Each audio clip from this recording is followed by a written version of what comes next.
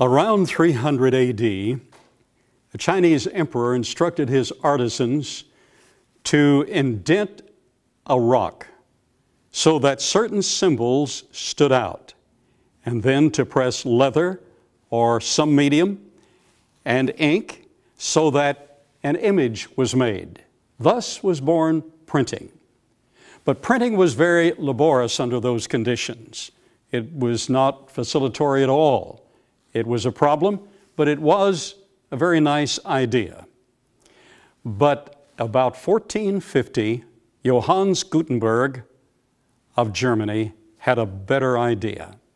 He knew the principle of press. Principle of press had been used with cheeses and grapes and in warfare, and he knew that principle, but he invented movable type. He made a plate. He made the basic letters, and he was able to place those into a plate where he could change the letters, and he invented a press from an old wine press or cheese press, and this is our replica of the Gutenberg press. The original of his press does not exist today, so we have to understand the basic principles. It took almost a year for this to be built by Rusty Meisel and John Schleif, two very fine artisans. This is a masterpiece. These two posts came from a barn in Indiana. They're 150 years old. The spindle came from a tree. These are oak. The spindle came from a tree on a piece of property that I have in lease.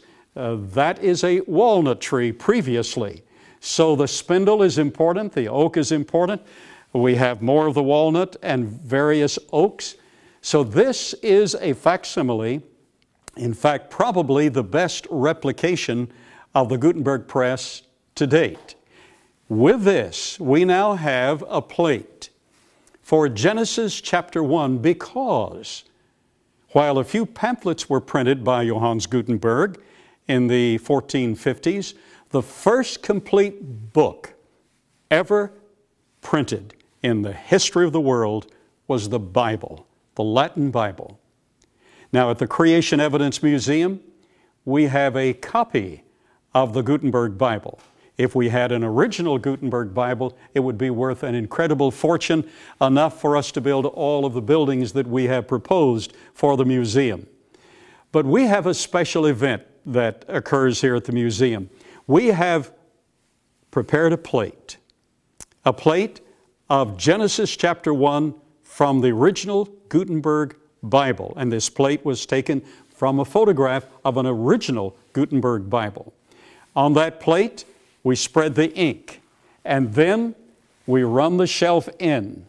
We pull the lever, and then we press the parchment or page down on the plate and produce a replication of Genesis chapter 1. And for school groups, various groups that come as a group, those that are involved in studies, we present to you, printed from this replica of the Gutenberg press, we present to you in Latin Genesis chapter 1. Now, to read it and appreciate it, you'll need to learn a little Latin. But I want you to realize that were it not for the invention of movable type and the Gutenberg press, you would have no books to study because everything had to be written by hand. Ultimately, the computer was invented, and it was directly in line with the invention of movable type and the Gutenberg press. This is probably the greatest single invention in the history of the world.